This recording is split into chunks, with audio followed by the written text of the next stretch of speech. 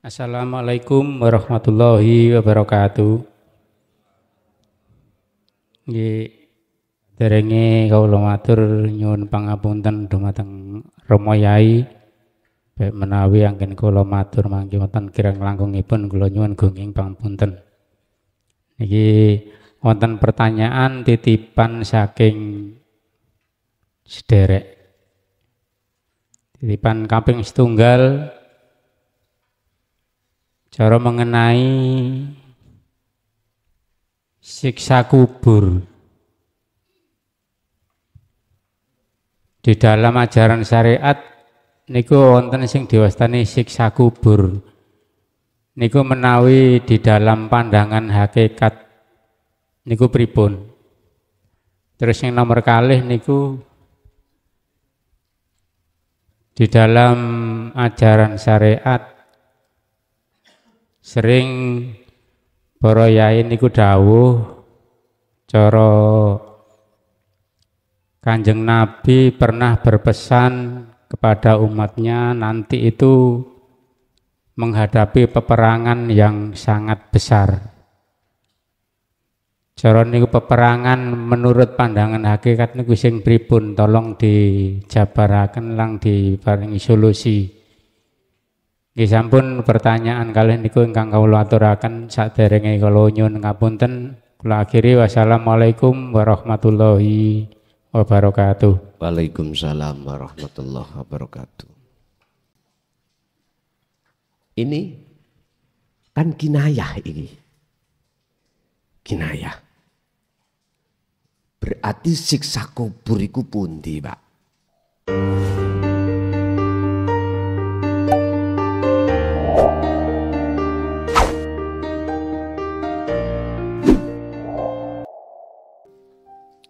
Wa min waraihim barzakhun ila yaumi yub'atsun.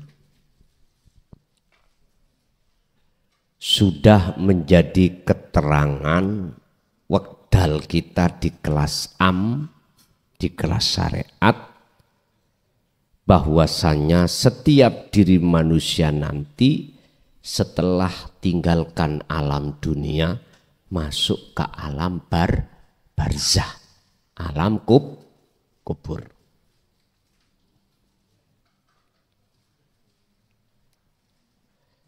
Nyun sewu, urusan di situ nanti ditakoni malaikat mungkar nakir loro tentang marabbuka dan seterusnya. Aku takok ning kula padosi ning Quran iki sampai sekarang belum ketemu. Ternyata itu ada di hadis ataupun di ijma' qiyas. Cuman di Al-Quran bahasanya kinayah. Ngeten. Wa min waraihim barzakhun. Mereka semua manusia dinteni ambek alam barzah. Barzah iku alam kubur. Sampai kapan? Ila yaumi yub'atsun. Sampai hari datangnya kebangkitan. Niki Quran, Pak. Cuman ini ngandung balaghah mantek atau kinayah yang amat besar. Yang tidak semua manusia paham maksud ayat ini. Entah itu surat apa, tolong dibuka. Wa min waraihim barzakhun. Di Google dibuka surat apa? Wa min waraihim barzakhun. Tapi tak goleki malaikat mungkar nakir secara tertulis, mboten ketemu. Nggih tolong, mungkin keterbatasan saya, ada ayat lain yang menjelaskan bahwasanya di dalam alam barzah itu ono malaikat loro mungkar nakir yang tanya pada setiap mayit. Nggih mohon kula diajari Karena dalam Al-Quran belum saya temukan sama sekali. Oke, tolong diberikan lewat WA, diajari saya ayat tersebut, tolong. Cuman yang jelas kami sampai detik ini 30 juz saya oyak-oyak ora ketemu. Ketemu ini namung bahasa kinayah, barzah. Ternyata barzah itu Pak, dinding yang tebal. Jadi si ruh ini akan dimasukkan dinding. Jikalau tidak Allah kasih tolong, dia itu suasananya gelap. Gelap. Dan ini dikuatkan di dalam surah Al-Baqarah ayat 257. Di dalam ayat itu ada 2 pasal, ada 2 keterangan. Pertama, bagi ruhnya orang-orang yang saat di dunia itu sudah makrifat Allah, sudah menjadikan hanya Allah sebagai penolong, yukhrijuhum minadh-dhulumati ilan nur. Dia akan ditempatkan Allah alam yang terang benderang. Roh ini masuknya di alam terang. Nek niki kula pernah ngalami ketika saat saya ini belum balik Pak. Dulu sudah saya ceritakan, nek cara wong Jawa kula niki kena sambel bledek. Apa yang ku alami di situ? Ternyata ada 2 orang yang aku tidak kenal. Pada saat itu sopo iki, tapi saya enggak takut. Karena wajahnya itu tidak menakutkan, Pak. Kan sudah maklum toh kami belum balik, ya toh? Belum teringgapi dosa. Entah kalau sekarang gitu, bentawi no hatiku dosa nang Gusti Allah. Mangan ngerasa isok ngecapi dosa wis. Ngelek panganan rasa keakuanku sing isok ngelek ya wis dosa. Nglakoni elek nang Allah. Bahkan isok ngentut iki lho. Ning atiku rumangsa aku isok ngentut dhewe, itu dosa. Piye ngene iki? Berhubung cara kula niku dereng balik, saya dijemput 2 orang, dibawa ke atas. Memang kalau bahasa Isra Mi'raj yang diceritakan sab langit 1 dan 7 memang ada Pak. Memang ada. Terus di atas sana saya terdengar suara, entah siapa yang berkata pada saat itu, kembalikan karena besok ada tugas. Mek ngoten tok. Lah posisi jasad kula niku wis diujurno ngalor, ditutupi sewek. Tapi dereng dusi. Mbok kula ya wis nangis, wis akeh sing ngekeki beras. Ngoten. Ndelalah di situ kok ya kula tangi cara syariat krana sikil kula niku diwane botol beling loro sangka dene botol kecap. Dulu iku botol kecap niku mesti beling diwane mbok banyu panas ditemplek nang telapakan saya terasa panas terus tangi ginjal-ginjal. Niku nalare. Mungkin iki yang sekarang disebut mati suri mungkin ngoten. Dia enggak menakutkan Kak. Alamnya terang, tapi memang Pak di sebelah alam terang itu alam gelap. Saya tidak sempat bertanya. Mboten sempat tanya. Bagaimana saya sempat? Wong seneng saya luar biasa. Digawa munggah kaya wong terbang ngono ya. Wis weneng biyen niku Pak. Nyun sewu. Gandol cikar inco iku sawenang. Adik cikar biyen iku bahan iku bahan kayu, ngono sawenang. Nek ana udut bluke diambu sawenang. Biyen zaman kula antarane tahun 74 75 begitu. Namanya arek cilik zamane dhisik yus gak patek ana dolanan kados sak mangke seperti sekarang.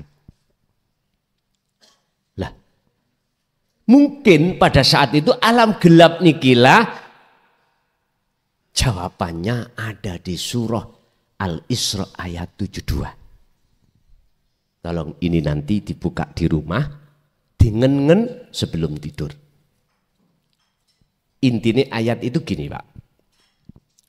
Barang siapa saat di dunia mata ruhnya masih buta pada Allah kok meninggal, maka dia akan buta. Berarti gelap. Alam yang dimasuki itu adalah alam gelap. Mafhum mukhalafah kebalikan daripada ayat ini. Barang siapa saat di dunia mata hatinya, ruhnya ini sudah tidak buta pada Allah, maka dia pun masuk alam yang terang alias tidak buta.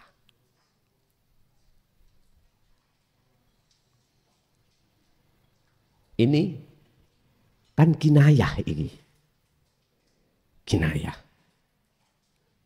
Berarti siksa kubur iku pundi, Pak? Kalau jenengan sudah mengenal tauhid, kubur itu hati jenengan terkubur oleh dunia. Di dunia inilah ruhaniyah kita ini dibelenggu oleh nafsu lewat kesenangan dunia. Inilah hati yang mati. Barzah itu dinding penghalang antara ruh dengan Allah. Akhirnya kita waktu sholat tidak bisa bertemu Allah, tapi bertemu perkara selain Allah. Karena di dalam hati kita hanya ada selain Allah. Niki lho barzah. Berarti di dunia sudah ada barzah. Di dunia sudah ada alam kubur hakikate. Siapa yang sudah bebas dari siksa kubur di dunia ini, maka ketika mati saya yakin tidak akan mengalami. Siapa di dunia barzahnya sudah roboh, maka ketika dia meninggal pun barzahnya tiada. Sehingga saya terinspirasi dengan satu ayat. Allah mengatakan sayaqulunal ladzina qalu udkhuluha bisalamin aminin. Gusti Allah ngongkon malaikat dawuh. Dawuhe ngeten, udkhuluha do mlebu sira kabeh kekasih Allah ha ing rahmat alam terang tadi ya ta? Bisalamin aminin kelawan selamat santosa, nggak ada penghalang. Dikinayahkan dalam hadis Rasulullah, sapa wonge barang siapa yang bisa menjawab pitakon malaikat mungkar nakir, turune kaya kemanten anyar lagi. Kinayah.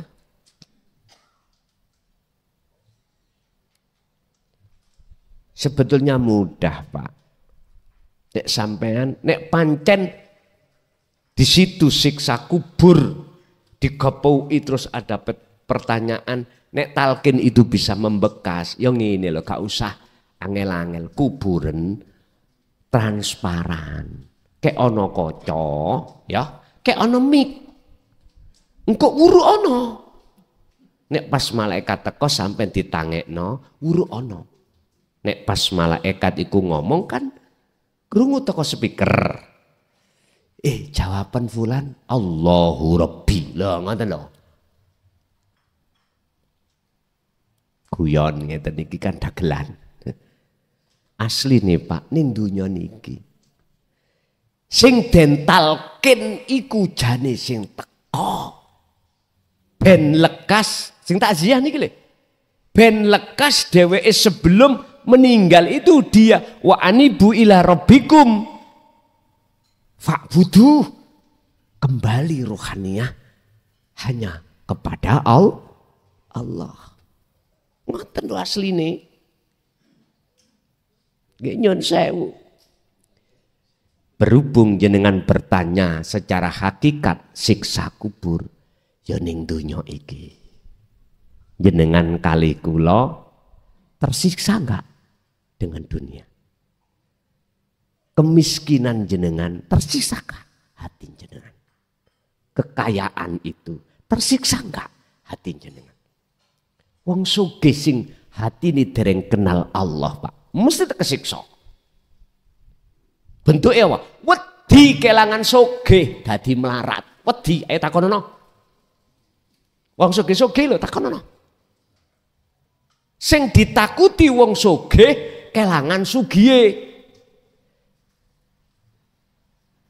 Sing ditakuti pejabat kelang jabatane. Lu estu niku. Karena belum mengenal Allah. Kalau mengenal Allah, hatinya bertindak sebagai tukang parkir, dititipi suatu saat dikambil, dia ikhlas. Karena tidak merasa memiliki. Gak mungkin digandoli ki mobilku, sepedaku. Mboten mungkin. Malah disiapno dalan cek gak notol. Ngoten nggih. Dikawal semua. Lepas pun. Sesuk mriki melih nggih. Ngoten lho. Titip mriki nggih. Ngoten. Allah. Plong, Pak. Ngeculno lho plong. Karena tidak merasa memiliki. Beda kalau kita merasa memiliki. Wis awabot, Pak. Kayak jebolane odon teko bokong. Jangankan dijebol, disenggol titik nih rasane. Bayuh lawara udun bisul nih lho Pak, bisul. Apalagi ditarik dipaksa, masya Allah. Disenggol tok ngeten rasane lara kok sakit, apalagi dijebol. Ini kalau diapakno, dipletet nih kalau. Biasanya udun pun monyor-monyor kan ngoten Pak, dipletet ngeten nggih ya. Zamane wong biyen kan ngoten, tombone kan ngono. Habis itu diobongno merang. Nek gak ono merang, ya golek gamet, pun ditemplekno. Wong biyen. Nek gak ono nemen, anake gedang dibacok. Tlutuhe diinjep periye ya Allah. Wong biyen. Saiki wis gak kanggo. Kena rumah sakit wis gak krasa, Pak. Dibius dibrodol wis gak krasa. Aja maneh ngono bayi ae saiki wis gak krasa. Sesar nggih ya? Nggih ya sesar namine. Operasi penak wis. Alam barzah hakikat dunya ini. Siksa kubur hakikat dunya. Tapi bagi jenengan yang sudah hatinya duduk di tajalli Allah, hati jenengan sudah lepaskan makhluk keakuan yang melakukan. Maka inilah mereka yang sudah bebas siksa kubur. Barzah sudah roboh, penghalang antara dia dengan Allah sudah enggak ada. Maka mereka inilah yang kumaksud golongan yang dipanggil oleh malaikat dengan bahasa yang arif, bahasa yang sopan, yang alus. Udhuluha, monggo, ngoten bahasane. Mboten bentak. Udhuluha. Iki memang fi'il amar, tapi fi'il amar yang bersifatkan itu alus. Mboten bentak-bentak. Do mlebu sira kabeh ing Allah jannah, bahasa syariat nggih, jannah. Bisalamin kelawan slamet, santausa aminin. Berarti iki sing bi ghairi hisab. Wis gak ono hitungan. Apa kok gak ono hitungan? Kok gak dihitung? Karena dia sudah lepas, gak merasa dirinya yang melakukan. Kabeh yang melakukan hanyalah Allah. Hati Pak, hati. Tapi yo nyun sewu dijogolah kebenaran jero iki nang jaba ojo gampang diomongno ning jaba dengan semena-mena. Minggiro Gusti Allah salat ya ojo ngono. Iku jelas ndamel perkara. Ya wis. Heeh. Iku tok ae pesen kula. Jero wis gak usah ditokno terhadap orang yang belum sampai di situ. Cekak geger. Satu. Yang nomor 2 terkait jihadul akbar. Perang yang besar. Inilah Pak yang dimaksud perang hawa nafsu.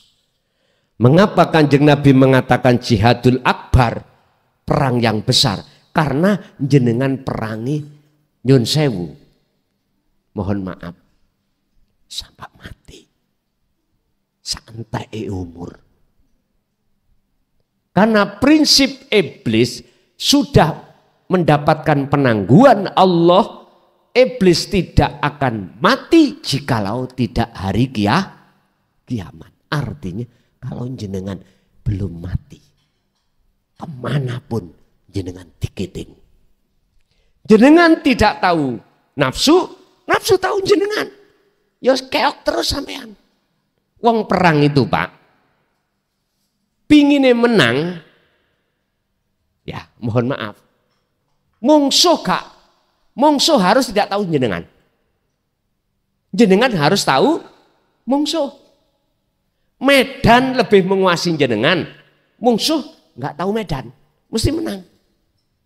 Tapi berhubung kita nggak tahu mungsuhnya, mungsuh itu tahu kita, kalah terus.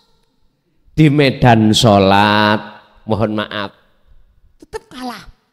Bentuknya kita, fawailul lil musallin alladzina hum an sholatihim sahun, lalai terus nang Allah.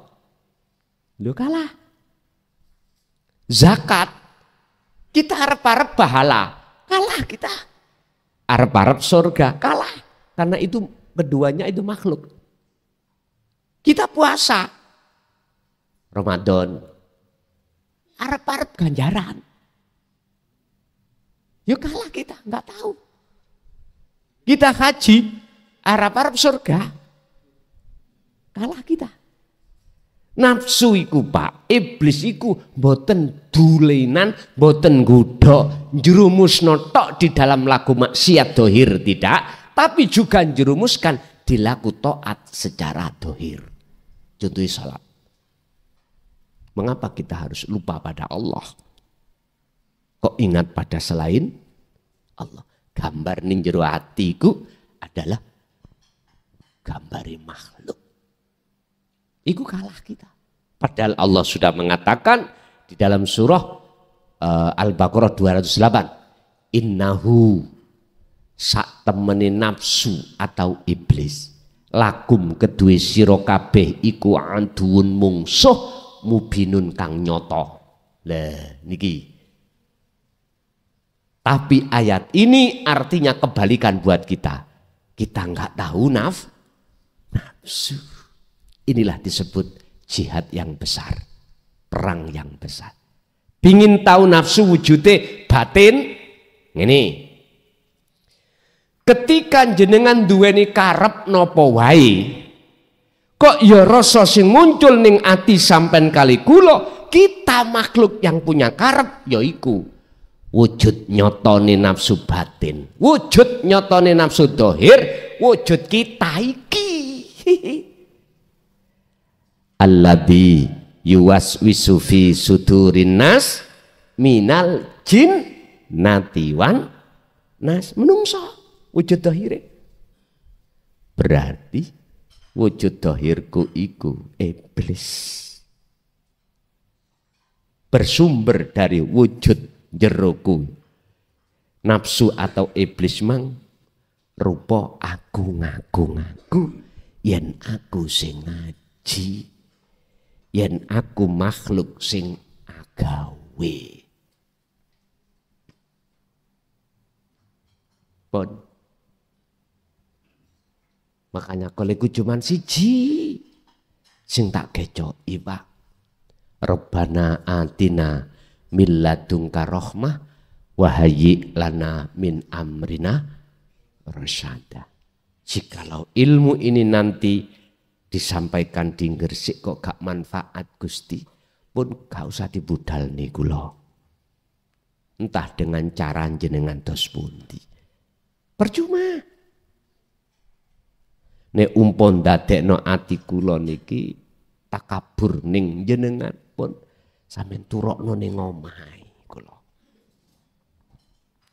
Bila mana kekayaan baik materi maupun non materi kok menjadikan saya takabur datang jenengan Gusti, gak usah ditekakno. Lebih baik kita itu miskin tapi taat pada Allah daripada kita kaya, kita maksiat hati takabur pada Allah. Ya wis terserah milih pundi jenengan. Oh kula milih nggih fid dunya hasanah wa fil akhirati hasanah. Iku sing cocok. Rabbana atina min ladunka rahmah wa hayyi lana min amrina rasyada. Iku nek didonga cara bahasa syariat. Bahasa hakikat ndonga tok gak dilakoni yo pekpuk. Percuma. Berarti bagaimana? Kita harus senantiasa kholwat. Isini kholwat kita lewat dzikir sirul asar menuju fana udzikri pun titik.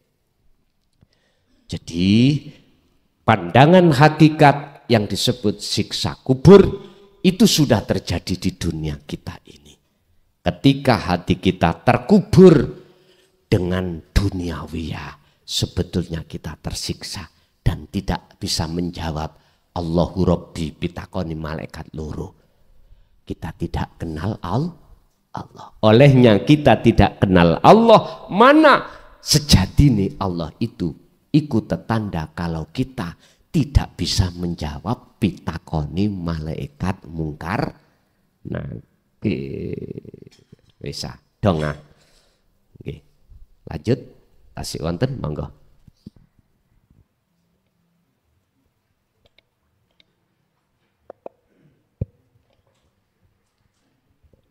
Assalamualaikum warahmatullahi wabarakatuh.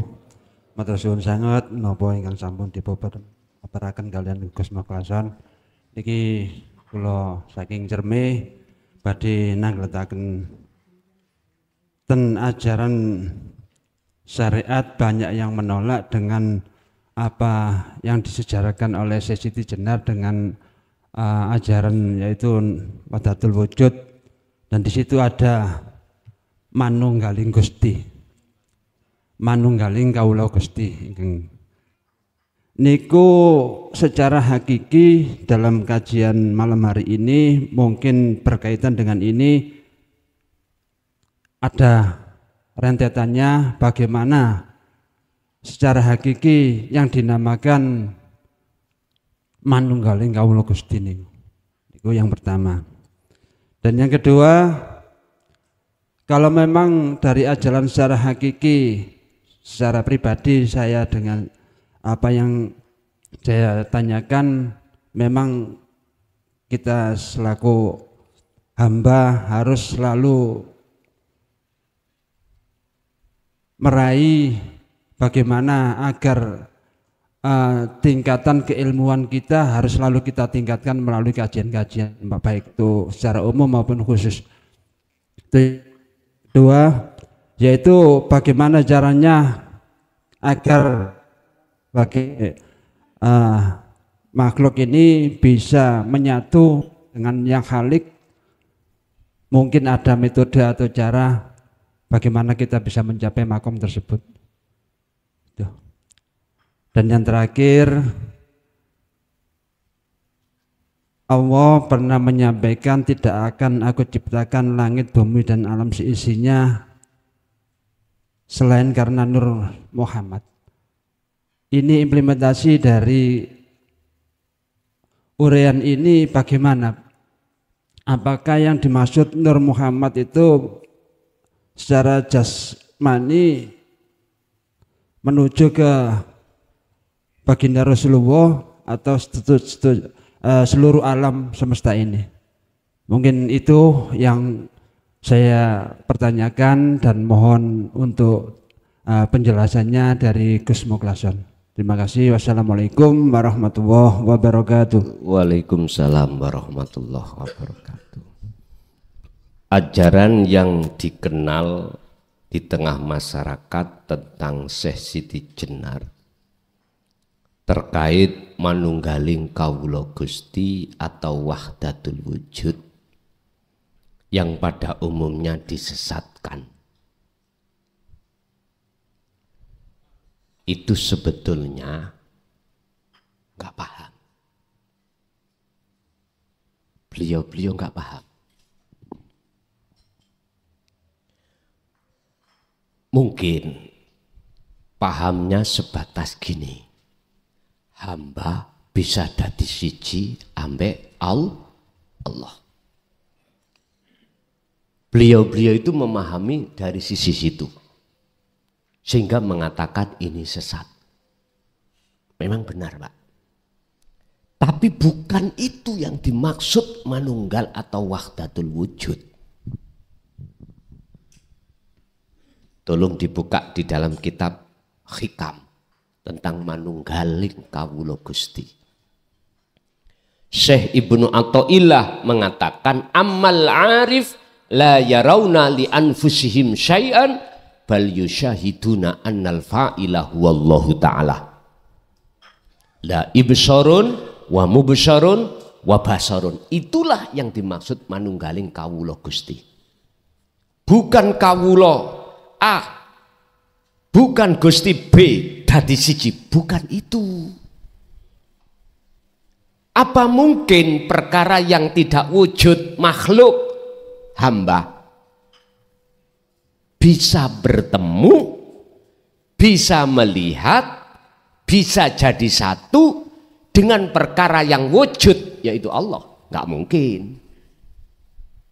Yang bisa melihat yang wujud itu yang wujud sendiri setelah kefanaan atas semua satu nama salik atau makhluk, nama Allah, nama lo ini, nama Allah Khalik, Allah mata untuk memandang.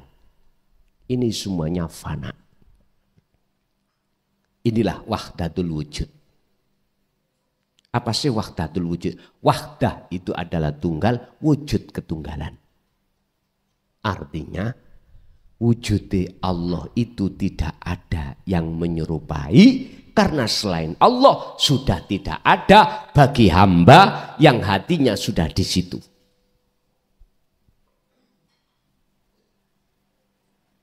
Bukan perkarane aku mbelo pengikut Siti Jenar, loh, enggak ya? Saya meluruskan. Mungkin dari pengikut Siti Jenar ya juga enggak paham.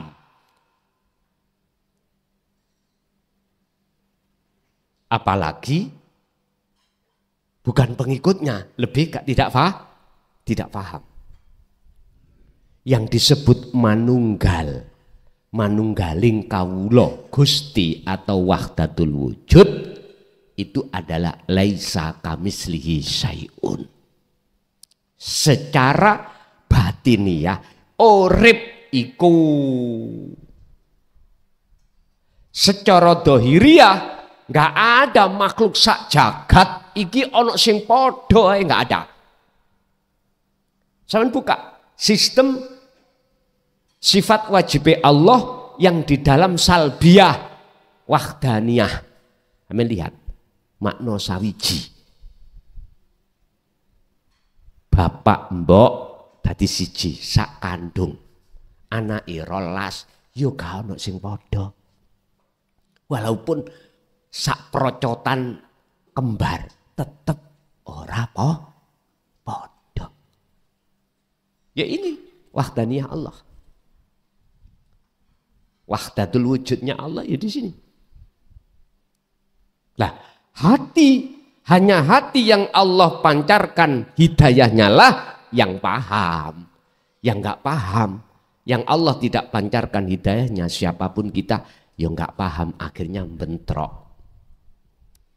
Bagaimana mungkin kalimat saya dikatakan sah, pendapat saya sah, wong pendapat saya berpendapat itu tidak pernah masuk di dalam gedong, saya berkata isinya gedong. Ya nggak bisa sah, Pak. Misalkan ada gedong yang besar, isinya macam-macam, saya nggak pernah masuk. Terus saya berkomentar, ilmu tentang isi di dalam gedong nggak ada saya, tapi berkomentar, sokeh mboten sokeh. Tapi jenengan berhubung sudah ada di dalam gedong, tahu satu persatu apa isinya gedong, sampai keluar berbicara di gedong ada bla bla bla bla, sah. Karena ketika saat jenengan berbicara, hati sampean klik sambung ambek wujude isine gedong. Makanya saya luruskan. Maksud daripada ahadiyah menuju ahad atau bahasa Sesiti Jenar manunggaling kawula Gusti atau sistem wahdatul wujud atau boleh saya katakan sistem innalillahi wa inna ilaihi rajiun, cara Jawane sangkan paraning dumadi, semua selain daripada ahad itu raono. Itulah manunggaling kawula Gusti. Dileburno kawulane nama, dileburno kawulane Gusti. Yun sewu. Niki kemarau panjang, Pak. Tidak ada hujan. Akhirnya sawah kita kelihatan kering. Enggak ada tanda-tanda kehidupan suket. Secara dohiri enggak ada suket, katakanlah gitu. Apa mungkin sampean iku bisa mengatakan suket iku wujud? Boten mungkin toh? Boten mungkin. Boten mungkin. Tapi ketika saat hujan turun, terus sukete muncul secara fisik, berarti wujudnya Nur Muhammad, yaiku suket iku mau.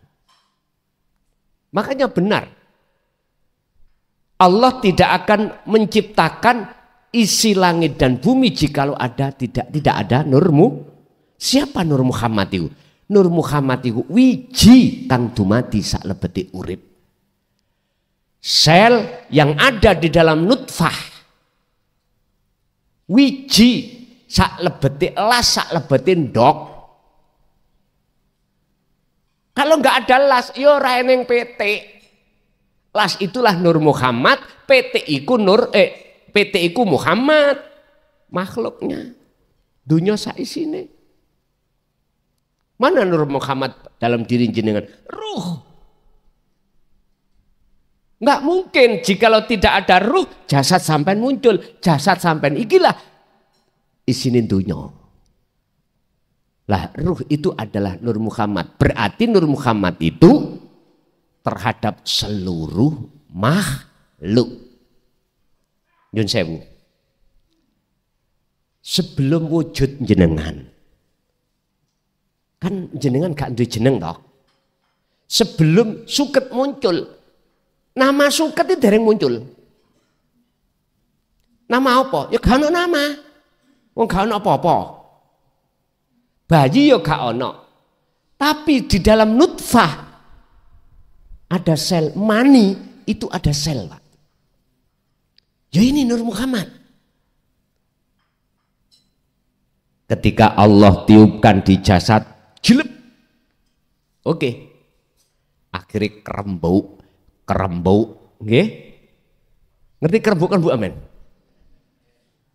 40 dino. Apa bahasa Indonesia kerembuk-kerembuk, Pak? Hah?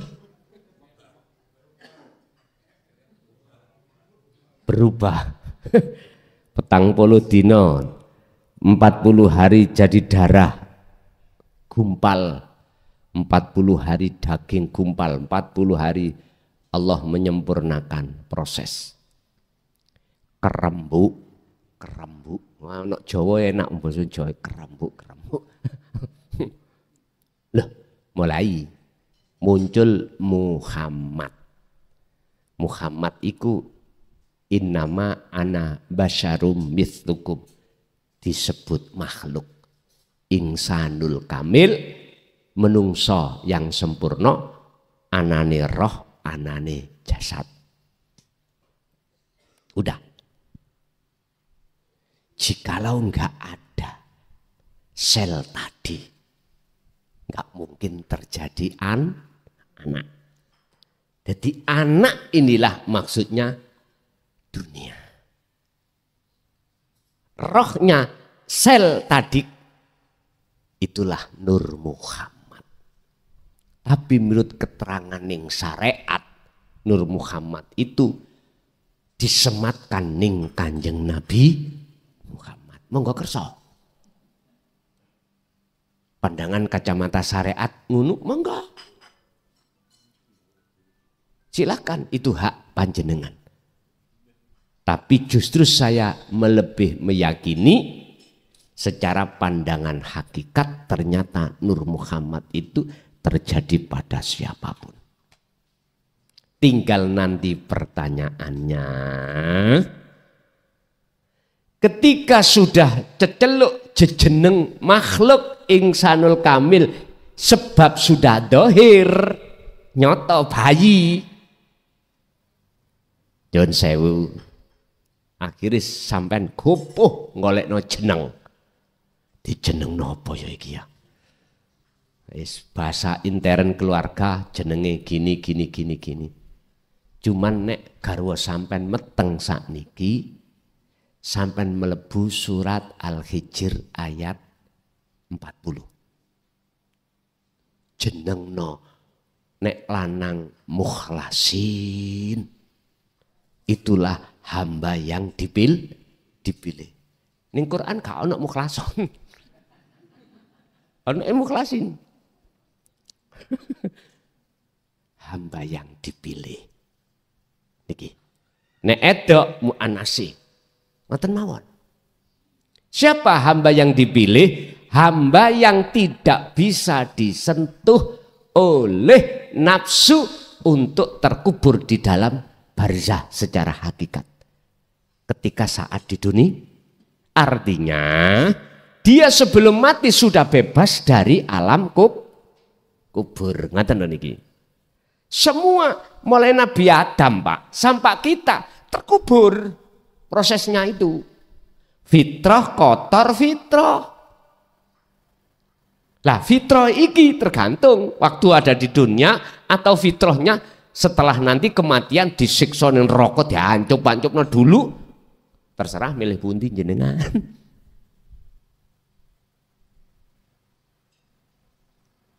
Jadi Nur Muhammad iku miturut kacamata hakikat di seluruh makhluk.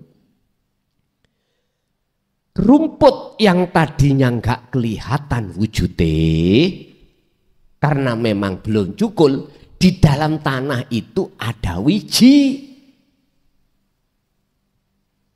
kehidupan yang disebut Nur Muhammad.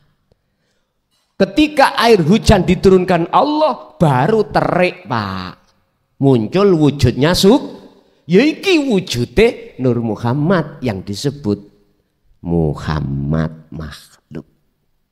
Berarti wujud roh sampean yo raga jenengan iki. Wis dong. Sebab obahe raga iku sejatine obahe roh.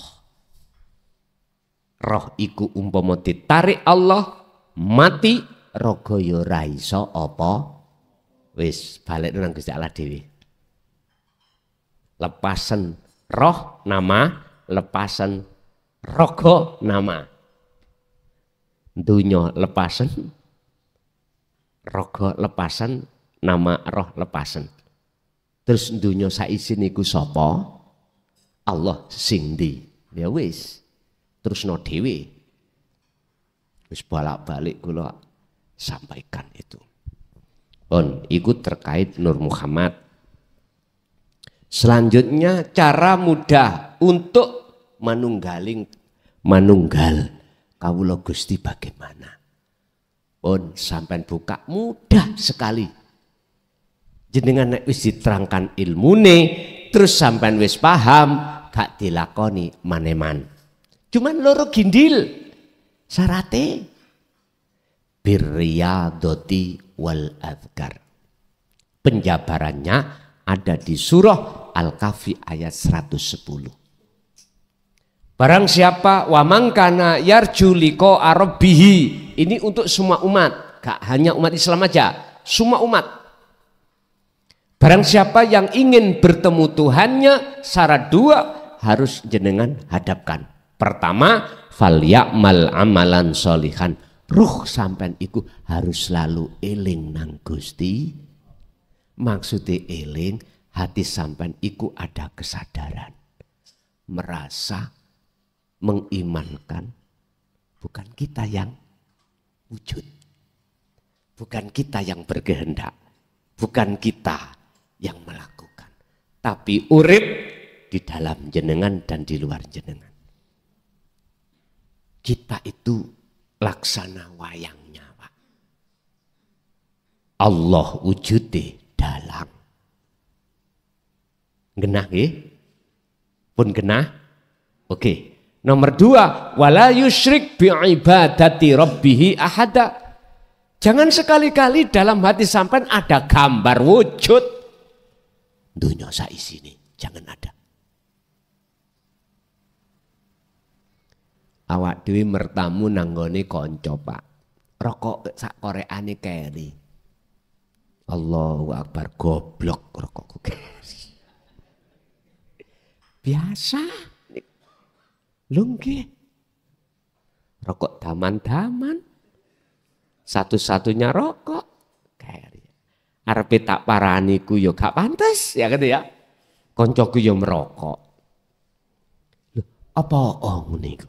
Ya niki wala yusyrik bi ibadati rabbi ahada. Janganlah kau ada wujud dalam hatimu selain Allah ketika kau beribadah. Beribadah ini baik ibadah murni salat atau tidak murni kerja. Makan. Itu enggak murni, terserah.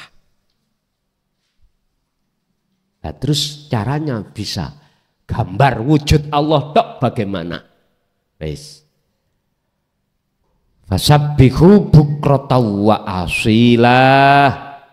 Olehnya kau eling dikir hatimu setiap detik. Keluar melebu masuk. Akmu kudu eling, kudu dikir. Kudu sadar netepno sing ngetokno lan sing lebokno napas iku hanya urip. Pun iku ning awak sampean dhewe lho ya. Tapi jikalau sampean menemui Allah di luar diri jenengan, tambah sip tambahan. Oh wetok apa godhong obah ketok apa, wong tabrakan ketok apa, wong sepedaan motor wis kawat. Akhirnya orang kalau sudah dauk hatinya sudah fuad buka wujudnya Allah mesti ngomong ini ana peda motor mlaku gula Gusti Allah mlaku ngono akhirnya wong liya sing gak paham klason mulai gendeng.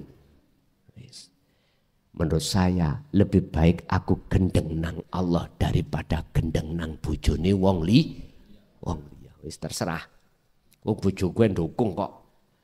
Kula rido nek sampean gendeng nang Allah daripada gendeng bojone wong. Terus tak jawab, lah nek engko aku digendengno Allah ambek wong liya sing gak ndek bojo ya napa?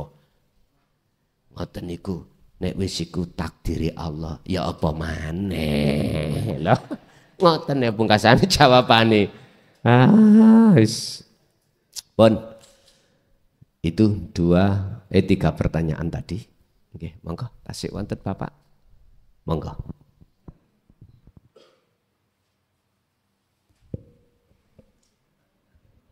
Assalamualaikum warahmatullahi wabarakatuh. Perkenalkan Gus, nama saya Mas Rufin dari Dusun Benjeng. Saya akan bertanya dua hal. Yang pertama terkait penjelasan Gus Mukhlason terkait bahwasanya yang baik atau buruk itu semua dari Allah. Dalam hal ini bagaimana kita diperjalankan Allah pada posisi kejelekan atau buruk, nafsu yang jelek, kemudian akal kita berontak, apa yang harus kita laksanakan?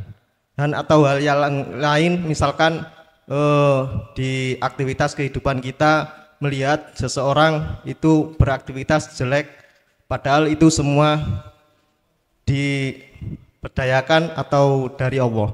Itu seperti apa, Gus? Kemudian yang kedua terkait membangun akhirat dan membangun dunia, kajian tauhid ini dalam hal rukun Islam yaitu zakat dan haji. Itu bagaimana kalau kita tidak mampu? Pada dasarnya hakikat dari zakat dan haji itu seperti apa? Mohon dijelaskan, Gus. Terima kasih. Assalamualaikum warahmatullahi wabarakatuh.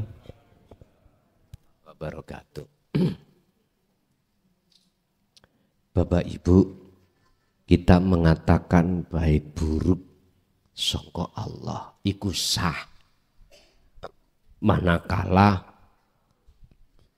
hati jenengan sudah kefanaan selain Allah. Jikalau belum kefanaan, mesti nggak bisa, Pak. Kita mengatakan baik buruk itu dari Allah, jelek dan baik, maksiat dan taat itu dari Allah. Nggak bisa, Pak. Kalau selagi selain Allah itu masih wujud, nggak bisa. Artinya kita selamanya akan dikatakan melanggar aturan.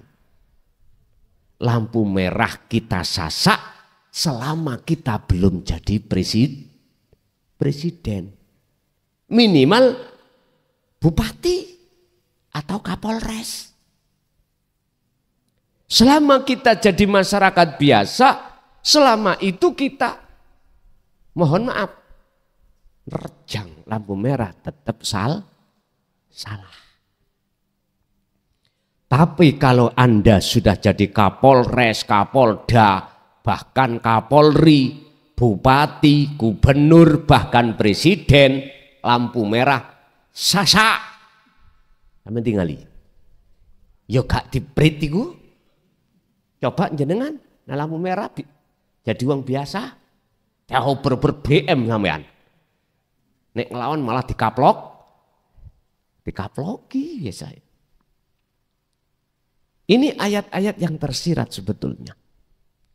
Kalau dalam hati kita belum kefanaan selain Allah, hanya kefanaan dari sistem ilmu, paham tok, belum laku praktek kefanaan, nggak bisa, Pak. Artinya tidak sah. Kalau makrifat kita itu hanya makrifat ilmu, belum laku datang Allah, maka tidak bisa, nggak punya kewenangan, nggak bisa kita mengatakan jelek dan buruk, baik dan buruk, maksiat dan taat itu datangnya dari Allah, nggak bisa. Karena makhluk sih tampil. Akhirnya mamang yang terjadi. Tapi kalau betul-betul sudah tiada selain Allah dalam diri jenengan, maka disitulah akal tidak pernah berontak. Karena akal juga sudah tidak ada. Sing ada mung Allah kok. Pertanyaannya tadi, bagaimana akal iki berontak? Apalagi melihat orang lain. Ya toh? Kembalilah jawabannya, selama dalam diri kita wujud selain Allah itu masih ada, gak bisa, Pak.